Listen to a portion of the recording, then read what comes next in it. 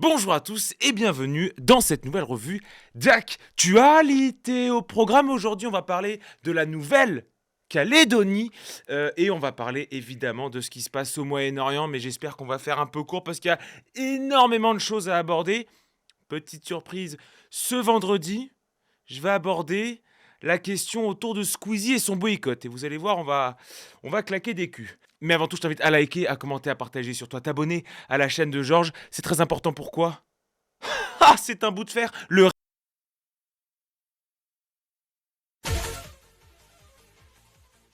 Vous êtes sur la chaîne de Georges et vous regardez la seule. Il n'y en a pas d'autre.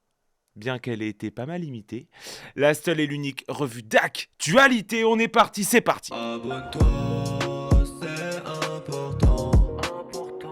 Important pour le référencement.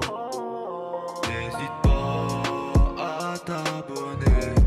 Alors, la première actualité de la semaine, c'est la Nouvelle-Calédonie. Et là, vous allez me dire, ah ouais, mais Georges, t'es un enculé, ça fait 10 jours que ça dure et que t'en parles maintenant, c'est chiant, t'es en retard. Alors, 2 secondes les cocos, les communistes. En fait, je voulais attendre un peu de voir l'évolution de la situation et surtout, je voulais pas vous en parler en mode, ouais, la Nouvelle-Calédonie brûle, il y a des morts, abonne-toi. Donc, à la fin de cette actualité, vous allez pouvoir, je l'espère, aller dans un dîner et parler en connaissance de cause de qu'est-ce qu'il en retourne en Nouvelle-Calédonie. La Nouvelle-Calédonie, c'est une colonie française depuis 1853. Dans son histoire, c'est une colonie qu'on va appeler une colonie pénitentiaire. La France y envoie ses condamnés relativement dangereux parce que s'évader d'un bagne en Nouvelle-Calédonie, c'est une chose, s'évader de Nouvelle-Calédonie, ça en est une autre, hein. C'est autre chose que Fleury, mes registres. Par exemple, et on apprend plein de choses sur cette chaîne, on en apprend tous les jours avec KiproQuiz, les révoltés de la commune de 1871 sont envoyés là-bas, en Nouvelle-Calédonie, et plus précisément à l'île de Nou. Nou, c'est le goût. Géographiquement, il n'y a pas grand-chose à dire, hein, si ce n'est que c'est très loin, à 1200 km de l'Australie, et que c'est un archipel, donc avec plusieurs îles. Enfin, plus exactement, il y a une grande île, hein, qu'on va appeler Grande Terre, et plein de petites îles. Et alors, quand on parle de Nouvelle-Calédonie, en termes de richesse, on pense au nickel. Pourquoi? Parce que ce tout petit territoire, hein, taille de la Gironde, hein, les copains, produit 25% des réserves mondiales de nickel, ce qui est énorme, hein. Le nickel, on le sait, je plaisante, je sais que vous le savez pas, mais je vais vous l'apprendre, est utilisé pour l'acier inoxydable, pour des alliages, des batteries, des revêtements et même parfois, j'ai appris ça, pour la fabrication de pièces de monnaie. Et pour que vous vous figuriez bien l'importance du bordel, le nickel représente 25% du PIB total de la Nouvelle-Calédonie et plus de 20% de la population active. Donc, nickel, très très important, on le reverra, mais le risque avec ce genre d'économie qui est tournée sur un seul produit, c'est que dès lors que le cours de ce produit-là, le cours de ce matériel se casse la gueule, bah l'île, économiquement, se casse la gueule. Et bon, au niveau de la populace, qu'est-ce que ça dit? Alors, c'est une île qu'on appelle multiethnique, hein, littéralement. On a les Kanaks, hein, les autochtones mélanésiens, qui représentent près de 40% de la population.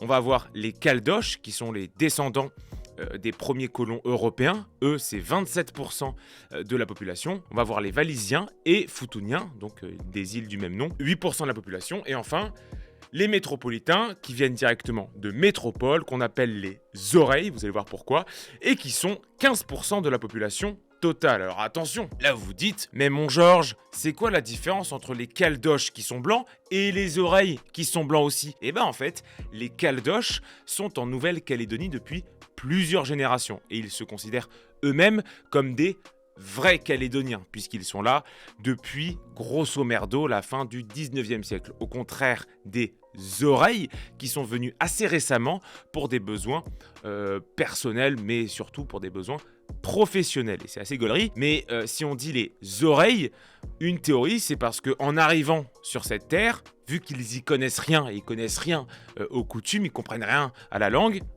ils tendent l'oreille, hein, c'est une des explications possibles. Voilà, j'ai planté le décor et maintenant, avant de voir ce qui se passe, et qui concerne un peu, mais pas tant que ça, cette histoire d'indépendance, on va voir ce qui a déjà été fait en termes d'indépendance. Depuis la fin des années 1970, dans un contexte général mondial de décolonisation et du droit des peuples à disposer d'eux-mêmes, certaines populations de Nouvelle-Calédonie, notamment les Kanaks évidemment, se disent « Eh mais attends, ce serait pas si ouf qu'on serait indépendant ? Allez, chut, on demande l'indépendance. » C'est ce qu'on appelle les indépendantistes du front FLN-KS, qui est le Front de Libération Nationale Kanak et socialiste. Donc c'est évidemment les Kanaks dont je parlais tout à l'heure. Les Kanaks vont donc demander un référendum. Et on va avoir deux camps qui vont s'opposer ces 40 dernières années. On va avoir les loyalistes, les caldoches, donc les blancs, mais là depuis longtemps, et le gouvernement français, uni pour évidemment garder la Nouvelle-Calédonie en son sein, contre les indépendantistes. Conflit ethnique, tensions, morts, accord de Matignon, qui prévoit une période de 10 ans de développement avant un référendum, donc ça c'est en 88, 10 ans après, en 1998, accord de Nouméa. L'idée de ces accords-là, je vous le résume parce que c'est évidemment très complexe, mais l'idée c'est d'avoir 3 référendums sur l'indépendance dans une période qui est fixée de 2014 à 2018. Premier référendum en 2018, on reste en France à 56%, résultat du vote 56% de non à l'indépendance. Deuxième référendum en 2020, on reste en France à 53%. Et troisième référendum de 2021, on reste en France à 96%. Et vous allez me dire, mais attends, comment ça se fait 96%? En fait, ce dernier référendum a été boycotté par les indépendantistes. Donc situation qui pue de la gueule, ça regarde ses pompes au dîner. Et on arrive à ce qui se passe actuellement. Et en fait, dans ce qui se passe actuellement, tout part d'une réforme votée à l'Assemblée nationale qui permet aux résidents français ayant vécu en Nouvelle-Calédonie pendant au moins 10 ans de voter aux élections provinciales. Donc les Kanaks se disent « Oh, c'est marrant, on risque de se faire remplacer ». On peut leur répondre que même avant cette loi-là, la majorité des habitants en Nouvelle-Calédonie souhaitaient rester en France, Kanaks compris. Bref. Donc là, à ce moment-là, très récemment, ça part en couille. Le FLN-KS s'insurge et appelle à l'émeute. Émeutes qui sont, il faut le dire, parce que c'est très peu rappelé, c'est des émeutes qui sont ethniques. D'un côté, on a le FLN-KS qui veut l'indépendance de la Nouvelle-Calédonie sous le nom de Kanaki, et de l'autre, on a les loyalistes et le gouvernement français. Ces émeutes vont très rapidement dépasser toute revendication indépendantiste ou politique pour devenir des images qu'on a, des pillages qui sont violents et armés, puisque les émeutiers sont très fortement armés, et le bilan est catastrophique. Pour l'instant, on a 6 morts en 7 jours, dont 2 policiers français, plus de 800 millions d'euros de dégâts, 600 gendarmes déployés, une centaine qui proviennent du GIGN, instauration d'un couvre-feu, bannissement de TikTok, enfin bref, c'est la maxi merdus. Voilà, je crois que j'ai fait le tour assez rapidement de la situation actuellement en Nouvelle-Calédonie. Alors maintenant, qu'est-ce qu'on peut en dire de cette situation? Parce qu'en fait, cette situation est au sens littéral du terme insoluble. Je m'explique. En fait, il n'y a pas 36 solutions pour régler le sort de la Nouvelle-Calédonie. La première, c'est que la Nouvelle-Calédonie est française et doit rester française. Si c'est le cas, on entérine les 3 référendums que j'ai mentionnés un peu plus haut et on rétablit l'ordre par le sang s'il le faut. Et démographiquement, quelque part, c'est la fin des velléités d'indépendance des Kanaks, voire la fin même de ce que les gens appellent la culture kanak. A l'inverse, on détermine que la Nouvelle-Calédonie est kanak en se basant sur les peuples qui la composaient avant l'arrivée des premiers colons européens. Et si c'est le cas, on définit un peuple légitime sur sa terre de par son antériorité historique, de par le fait que cette population était là avant. Ça va avoir plusieurs implications. Ça veut dire que 1. Ne sont légitimes que ceux qui détiennent historiquement l'identité kanak, et 2. Cette identité n'est pas soluble, ne peut pas se mélanger avec d'autres identités. En d'autres termes, aux Kanaks, tu leur parles pas de créolisation. Mais l'antériorité historique que je mentionnais tout à l'heure, si on l'accepte en Nouvelle-Calédonie, on doit l'accepter partout, et notamment en France. Et oui, parce qu'au nom du droit des opprimés, du droit des peuples, de la liberté et de l'identité du peuple kanak, les gauchistes, entre guillemets, ont mis le doigt dans un engrenage infernal pour eux. Parce qu'ils n'en sont pas à une seule contradiction près. Je rappelle que les insoumis refusent le droit du sang partout, sauf en Nouvelle-Calédonie, de peur que ça remplace les populations kanak. Je vous cite quelques exemples de contradictions qui sont lunaires.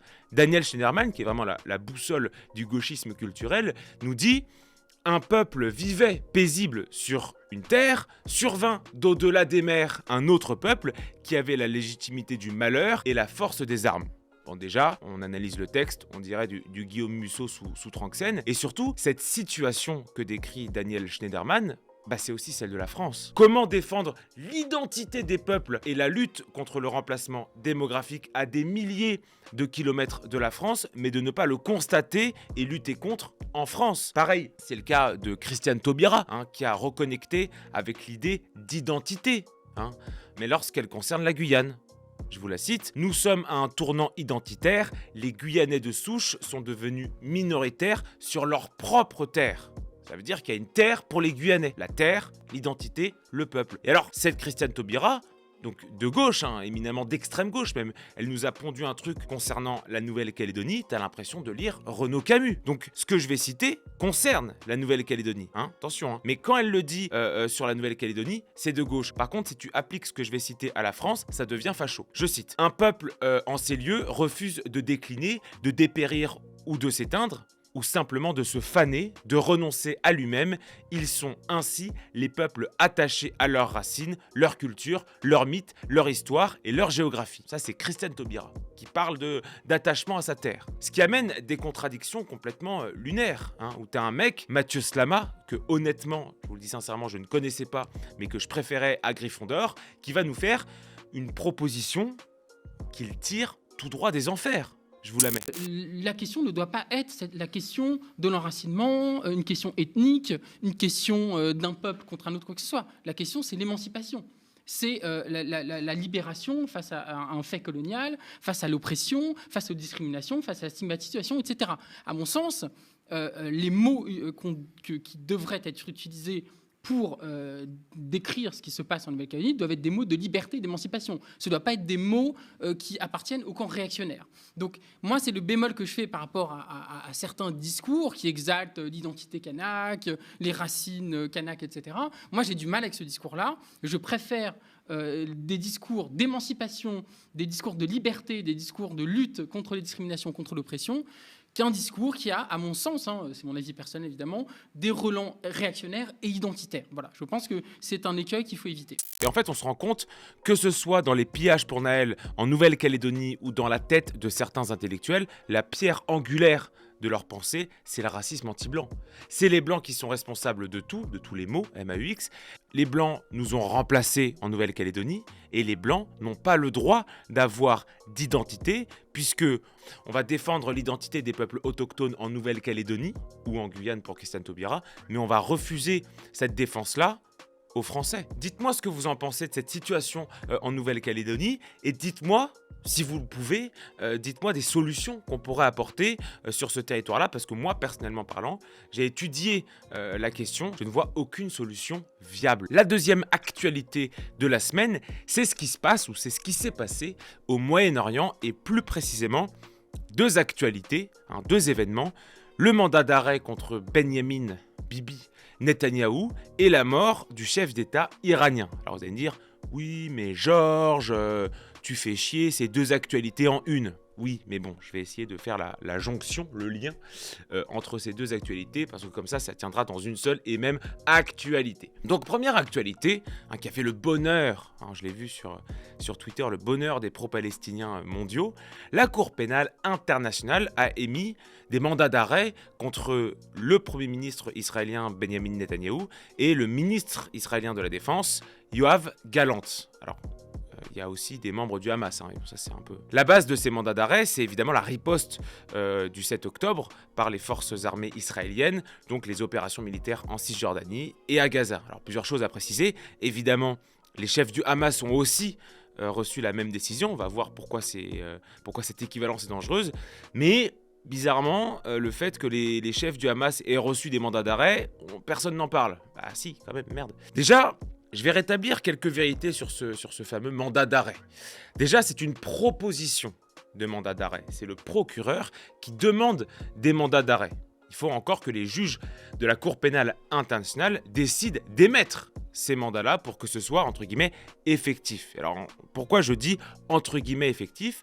Parce que ces décisions de la Cour pénale internationale ne sont pas contraignante, au contraire d'une femme ou d'un enfant tétraplégique. Ce qui signifie que si la Cour pénale internationale émet un mandat d'arrêt, théoriquement, il faut que les gens qui ont subi ces mandats d'arrêt voyagent dans des pays membres de la Cour pénale internationale et ils pourraient potentiellement se faire arrêter dans ces pays-là. Ensuite, la Cour pénale internationale, la CPI, n'a pas de force de police. Netanyahou, le ministre de la Défense ou les chefs du Hamas vont pas se faire soulever à 6h du matin pour passer 72 heures en garde à vue à La Haye. Ça ne va pas arriver. Et enfin, et c'est le plus important, Israël ne reconnaît pas la CPI, tout comme les États-Unis d'ailleurs. Si c'était le cas, avec le Vietnam, l'Irak, l'Afghanistan, la Somalie et l'ensemble des opérations militaires américaines extraterritoriales, on aurait clairement tous les Airbnb de La Haye occupés par des dignitaires américains. Bref, et ce qui a choqué dans cette décision du procureur de la CPI, c'est ce qu'on a appelé la double équivalence, à savoir le fait de mettre sur le même plan les chefs du groupe terroriste du Hamas et l'État démocratique d'Israël. On accuse d'un côté Netanyahou d'avoir volontairement affamé délibérément des civils et le Hamas, je cite, on l'accuse d'extermination, de viol et d'autres formes de violences sexuelles et de prise d'otages comme crime de guerre. Et quand je dis que c'est dangereux, ça l'est au moins pour 4 raisons que je vais me faire un plaisir de vous expliciter. Déjà, cette équivalence entre le Hamas et Israël, elle peut brouiller les pistes entre organisations terroriste et gouvernement légitime, puisqu'on va assimiler un chef d'État à son homologue terroriste. Ensuite, ça peut banaliser, entre guillemets, l'action terroriste du Hamas, c'est ce qu'on peut appeler une forme d'équivalence morale entre Israël et un groupe terroriste qui émane de l'Iran, du Qatar, de l'Arabie Saoudite ou même de l'Égypte et même du Liban, à savoir le Hamas. En fait, comparer les attentats du 7 octobre à la réponse aux attentats du 7 octobre par l'État d'Israël amène à se dire que soit les deux relevaient du terrorisme, ce qui est géopolitiquement faux, soit les deux relevaient de la guerre conventionnelle, ce qui est aussi géopolitiquement et historiquement faux. Troisième raison, ça peut radicaliser la position israélienne, puisque désormais, Israël n'en a plus rien à foutre, puisqu'elle est au banc, entre guillemets, des États démocratiques. Et enfin, dernière raison que je trouve intéressante, mettre sur le même plan Israël et le Hamas, ça peut paradoxalement légitimer l'action du Hamas, puisqu'on va reconnaître les objectifs du Hamas, mais en remettant en cause les méthodes employées par le Hamas. C'est une forme de reconnaissance inversée. Et à ma connaissance, il y a rarement des terroristes qui sont poursuivis pour crimes contre l'humanité, puisque ces groupes-là ne sont pas reconnus en tant que groupe terroriste. Et en premier lieu, je pense à l'État islamique, dont le nom était à lui seul un paradoxe, puisqu'il sous-entendait l'existence d'un État. Mais c'est un autre débat. Donc voilà, mettre sur le même plan un État et des terroristes peut normaliser l'action des terroristes en lui donnant un fondement juridique. Et alors, ce mandat d'arrêt, comment on peut le comprendre ? C'est un peu spécial, c'est un peu particulier. Beaucoup de pays se félicitent de cette action de la Cour pénale internationale, mais ces pays auraient eux-mêmes dû subir des mandats d'arrêt à l'infini. Je veux dire, l'Algérie pendant la guerre civile algérienne, la fameuse décennie noire, le Maroc et ses crimes de guerre sur le front Polisario, l'Égypte pendant la révolution 2013, je crois, 2013-2014, les révolutions arabes, la Chine sur les Tibétains puis les Ouïghours, le Pakistan avec ses minorités chrétiennes, l'Azerbaïdjan et la Turquie avec le massacre de civils arméniens, j'en passe et des pas mûrs. Pourquoi ces gens-là, pourquoi ces groupes-là, pourquoi ces pays-là n'ont pas subi de mandat d'arrêt ? C'est une question qu'on peut se poser. L'autre actualité, je ne dis pas ça parce qu'elle est liée, mais parce qu'on est dans la même région, c'est la mort du président iranien Ibrahim Raïssi et du ministre des Affaires étrangères iranien Hossein Amir Abdollahian dans un accident d'hélicoptère. Évidemment, événement tragique, mais qui n'est pas sans rappeler ce que je vous disais il y a un mois sur la situation actuelle en Iran. Je ne dis pas ça parce que j'avais prévu cet accident d'hélicoptère, mais notez que ce que je disais il y a un mois s'est révélé parfaitement exact. Prends ça, Hugo Décrypte. Pourquoi je vous dis ça? Pour deux raisons. Déjà, il y a eu des scènes de liesse à Téhéran à l'annonce de la mort du chef d'État. Chelou? Bah non, pas si chelou que ça. Raïssi, c'était l'homme de la répression de la jeunesse iranienne et beaucoup en Iran souhaitaient la chute du régime après les morts dans les manifestations populaires. Ces mêmes manifestations où on avait employé, je le répète, des snipers pour tirer sur les manifestants. On accusait ce chef d'État de corruption au profit des gardiens de la révolution et surtout d'une gestion économique catastrophique avec un taux de chômage qui était endémique chez la jeunesse. Donc ça renvoie à ce que je vous disais sur la dualité iranienne. Il y a d'un côté la République islamique d'Iran, très conservatrice, anti-Israël, anti-américain, incarnée par ce président désormais mort, et évidemment l'ayatollah. Et de l'autre, on a le peuple iranien, beaucoup plus progressif, entre guillemets, très contestataire du régime, très libéral, et qui pourrait potentiellement se rebeller, arriver à une espèce de révolution, de contre-révolution de 1979, d'où la crainte qu'il y a sur les prochaines élections en Iran. Et autre chose que j'avais déjà dit et qui s'est aussi révélé vrai, excusez du peu, c'est qu'alors qu'on ne savait même pas si le président allait s'en sortir, Ali Khamenei, donc le guide suprême de la République islamique d'Iran, a déclaré « Non, pas de galère, le pouvoir va continuer à fonctionner correctement ». Et alors pourquoi il nous a dit ça? Parce qu'en réalité, le président iranien a très peu de pouvoir, puisque depuis 10-15 ans, ce pouvoir est concentré dans les mains des gardiens de la révolution qui ne répondent qu'au guide suprême, pas du tout devant le peuple iranien. Ces gardiens de la révolution, initialement pensés comme un corps militaire d'élite, sont devenus progressivement ce qu'on peut appeler un peu les mange-morts du régime iranien, puisqu'ils contrôlent évidemment l'armée, et ils contrôlent l'économie, la politique et l'ordre social via les Bassidj, et c'était les Bassidj qui avaient été employés pour organiser la répression des manifestants et des dissidents politiques. Donc cet accident d'hélicoptère ne va pas changer grand-chose à la politique intérieure iranienne. Et on risque même de voir l'élection ou la nomination d'un autre président ultra-conservateur nommé directement ou indirectement par le guide suprême. Le phénomène web de la semaine, c'est évidemment le PD Chart. On a entamé le début du PD Chart. Je ne sais pas s'il y en a qui me regardent et qui font ce pèlerinage actuellement. Bravo à vous les gars, que Dieu vous bénisse. C'est désormais votre moment préféré de la semaine, c'est le moment Marceau.